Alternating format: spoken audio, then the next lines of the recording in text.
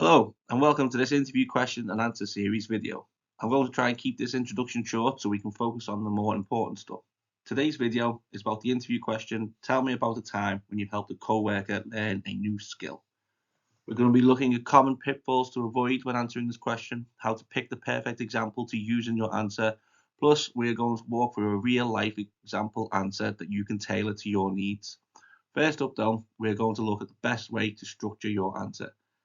If you aren't bothered about any of this and just want to see the example answer, then there's a timestamp link to be found in the description notes. Also in the description notes is a link to an article on this topic should you wish to read instead of listening to my voice. Other than that, let's crack on.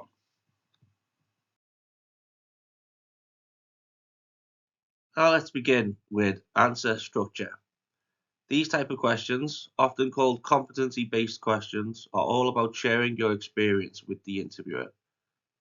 The interviewer wants to hear what you did, how you did it, and maybe most important of all, why you did it. In order to achieve this, your answer needs to be well structured. You need to ensure that you hit all the key points that you want the interviewer to hear in a logical order, while also avoiding the urge to ramble on. The best way to pull this off is by using the B-star method. Using this technique, you will split your answer into 5 individual parts. The first is the B, which stands for belief. You want to begin your response by sharing your thoughts and feelings regarding the subject matter. This helps set the stage for your answer and demonstrate your personal connection to the topic. If this doesn't make much sense to you, don't worry, there will be an example answer using this structure later in this video. Next up we have S for situation. Briefly describe the context or background of the scenario in which your actions took place. This provides the interviewer with an understanding of the circumstances surrounding your experience. Remember, it's essential to keep this part concise, as the primary focus should be on your actions and the results. Just give the interviewer the quick who, what, where, when, and why. Following the situation, we have T for task.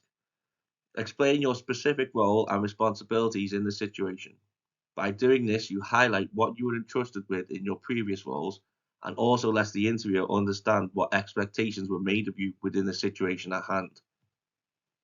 Up next, we have the most important section, and that is A for action, or activity if you prefer.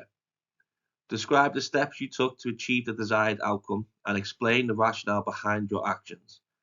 This part of your answer should be the most detailed, as it illustrates your problem-solving abilities, relevant skills, and adaptability in handling challenges. And finally, we have R for the results. Conclude your response with the results of your actions, using figures or quantifiable outcomes whenever possible. This will demonstrate to the interviewer the impact of your efforts and your ability to deliver tangible results in your role. This is also where you could share any lessons you learned from the experience.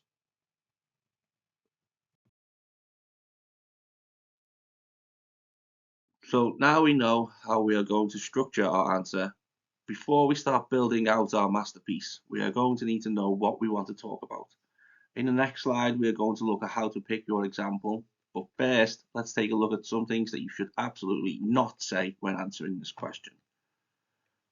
The first thing you should refrain from doing is overselling yourself. Take the example here. This answer overstates the impact the candidate could possibly have had and comes across as arrogant, suggesting an unrealistic level of influence. Also, if the co-worker is now the best in the department, where does that place the candidate, who was the one who supposedly drove this remarkable transformation? The second thing you should not do when answering this question is give a vague or generic answer. The question includes the phrase, tell me about a time. This means that interviewers want to hear specific examples.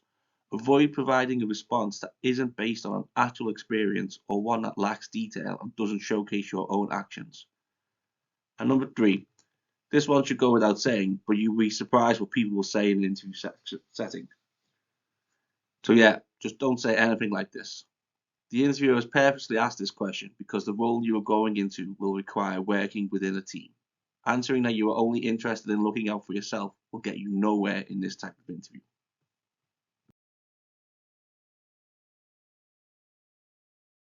Our response, and we have also looked at pitfalls to avoid when answering this question. Next, let's delve into selecting the most effective example to use in our answer. Think about the following points when you are coming up with stories from your experience to tell the interviewer. The first thing your answer should have is a positive outcome. Choose an example that can only be described as a success driven by you, and one which you can use to showcase the benefits of your actions.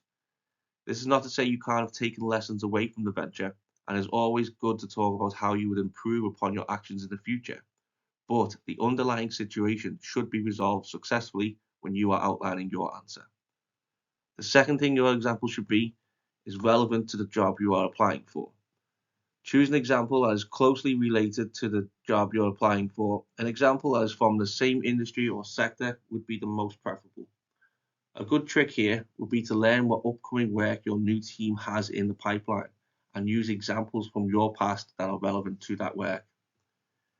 And finally, your example should represent a challenge. Look for examples where you faced a significant challenge or problem and were able to resolve it effectively. Put simply, you are trying to impress the interviewer.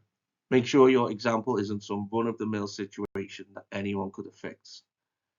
Pick an example which shows that only you had the skills or know how to get the job done. Now, let's put everything we've learned so far together with an example answer. Once again, the question being answered is, tell me about a time when you have helped a co-worker learn a new skill. And here we go. I love working in a team. I truly believe that when a team is functioning correctly, that it is greater than the sum of its parts. More work just seems to get done than would be if we were working independently. That's why whenever I see a team member struggling, I always reach out and try to help for the good of the team. I also adore the feeling when someone learns something as a result of my help. I think in a different walk of life, I might have been a teacher. There was one occasion when our company was adopting a more agile approach to our projects, moving away from waterfall and into a sprint-based delivery approach. I noticed rather early on that one of my colleagues, Jane, was not grasping the fundamental idea behind the change and was still trying to operate in a waterfall approach.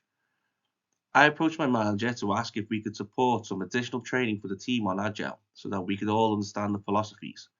He agreed, and we all began taking LinkedIn courses in the afternoons. I reached out to Jane during these sessions so that we could share notes and discuss what we had learned. I even offered that we should work together on a project so that we could bounce the ideas we had learned off of each other. And that was all it took, really. After we delivered a couple of sprints in our project, Jane was a full Agile convert. She has actually now moved out of the team and has taken up a Scrum Master position in a different department.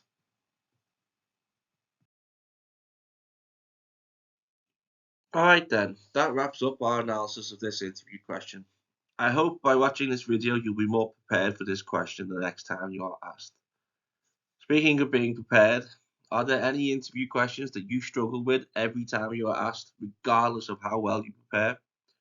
Drop a comment below with the question that's been giving you a hard time, and we will dedicate our very next video to breaking it down, giving you the strategies to tackle it with confidence. Your input is invaluable, and together we can make your next interview your best one yet. And as always, if you like our videos, don't forget to like, share, and subscribe. And until next time, keep practicing, stay positive. Your dream job is just around the corner. Take care.